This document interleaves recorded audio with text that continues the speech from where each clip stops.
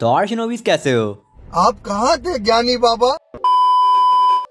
तो आज की वीडियो में बात करने जा रहे हैं how Sarada will awake her Mangekyo Sharingan, और इसी के साथ हम बात करेंगे फ्यूचर प्रेडिक्शंस के बारे में और कुछ थ्योरीज के बारे में। So without wasting any time let's through the intro.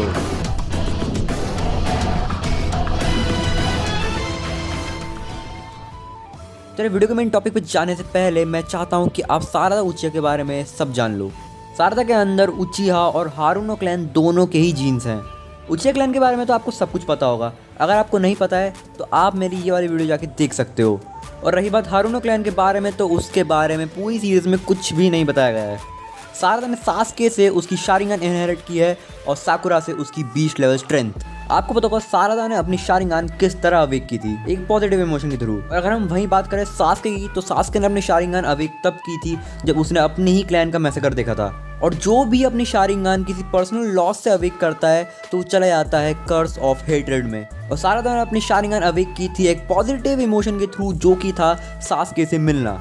मतलब कि सारदा अभी तक कर्स ऑफ हेट्रेड के चक्कर में नहीं पड़ी है। और अगर यही बात करें हम मांगेक्यू शारिंगान को अवेक करने के तरीके के बारे में, तो उसमें हमेशा यूज़ होता है एक बहुत ज़्यादा ही स्ट्रॉन्ग नेगेटिव इमोशन। हमने हर मांगेक्यू शारिंगान यूज़र को देखा है कि वो एक बहुत ज़्यादा ही स्ट्रॉन्ग इमोशन से गुजरा था, जो कि उसके लाइफ में बहुत ज़्यादा ही नेगेटिव था। लाइक ककाशी और ओबिटो ने अपने सामने रिन को मरते हुए देखा था, और इताची ने शिशुई को। और सास्के की मांगेक्यू शारिंगान तब अवेक हुई थी जब उसे इताची का सच पता चला था। और अगर सारदा को अपनी मांगेक्यू शारिंगान अवेक करना है तो उसे भी एक नेगेटिव इमोशन के थ्रू ही जाना होगा, जो कि उसके नेचर के बिल्कुल अपोजिट है। और यहाँ पर आती हैं कुछ थ्योरीज जो कि इन फ्यूचर सच भी हो सकती हैं। तो पहली थ्योरी यह कहती है कि सास्के सारदा को उचिहा क्लैन के पास्ट के बारे में सब कुछ बता देगा, जिसके बाद सारदा की मांगेक्यू शारिंगान अवेक हो जाएगी। मुझे इस थ्योरी के चांसेस बिल्कुल ज़ीरो लगते हैं, क्योंकि भाई ये इतना सेंस नहीं बनाती है। और मैं पहले ही बता दूं, ये सारी थ्योरीज मुझे इंटरनेट से मिली है, इनमें से मेरी एक भी नहीं है। और अब बात करते हैं सेकंड थ्योरी के बारे में, जो कि है सास्के सारदा को एक स्ट्रॉन्ग गेंजुत्सु में ट्रैप कर देगा, जिसके अंदर वो अपने सारे लव वंस को मरते हुए देखे। गेंजुत्सु के अंदर पर्सनल लॉस के थ्रू सारदा अपनी मांगेक्यू शारिंगान अवेक कर लेगी, और जब वो गेंजुत्सु से बाहर आएगी और रियलिटी को देखेगी और उसे पता चलेगा कि उसने अभी तक किसी को भी नहीं खोया है, तो वो कर्स ऑफ हेट्रेड के चक्कर में भी नहीं पड़ेगी।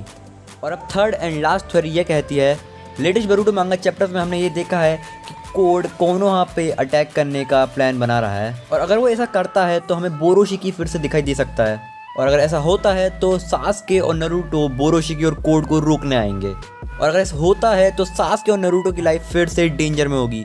और अगर ऐसा हुआ तो इसके बाद सब कुछ न्यू जनरेशन के हाथ में ही होगा। और अपने फ्रेंड्स और फैमिली को इतनी बुरी हालत में देख के और उन्हें बचाने की चाह में, इसी के चलते सारदा अपना मांगेक्यू शारिंगान अवेक कर लेगी। अगर हम फर्स्ट थ्योरी को छोड़ते हैं तो सेकंड और थर्ड थ्योरी बहुत ज़्यादा सेंस बनाती है, और मे बी इन दोनों में से कुछ इन फ्यूचर हो भी। बट आपने एक चीज़ नोटिस की होगी कि सारदा को लगे हैं चश्मे, और उसे उनके बिना कुछ दिखाई नहीं देता जब तक वो अपनी शारिंगान अनलॉक ना कर ले।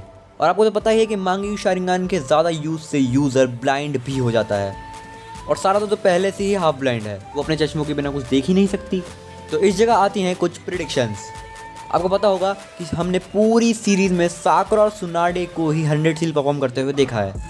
जहाँ तक बात है सुनाडे की, सुनाडे उसे यूज़ करती थी अपने फिगर को मेंटेन करने के लिए।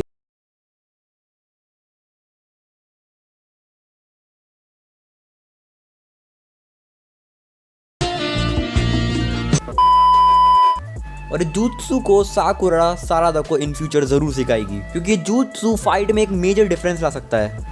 इस jutsu की यूज़ से सारदा अपनी मांगेक्यू शारिंगान की पावर को जितनी बार चाहे उतनी बार इस्तेमाल कर सकती है, विदाउट एनी लिमिट्स।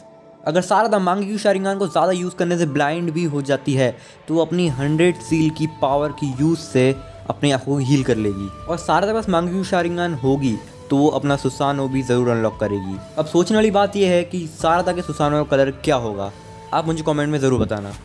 एक और थ्योरी जो कि फैंस के बीच में बहुत ज़्यादा सर्कुलेट हो रही है, वो है कि सारदा के पास इटर्नल मांगेक्यू शारिंगान भी आ सकती है। भाई देखो, मुझे ऐसा लगता है कि सारदा के पास इटर्नल मांगेक्यू शारिंगान शायद ही आए, इसकी 50-50 चांसेस है। क्योंकि इटर्नल मांगेक्यू शारिंगान तभी अवेक की जा सकती है जब आपका कोई ब्लड रिलेटेड पर्सन आपको अपनी शारिंगान या मांगेक्यू शारिंगान ट्रांसप्लांट करे।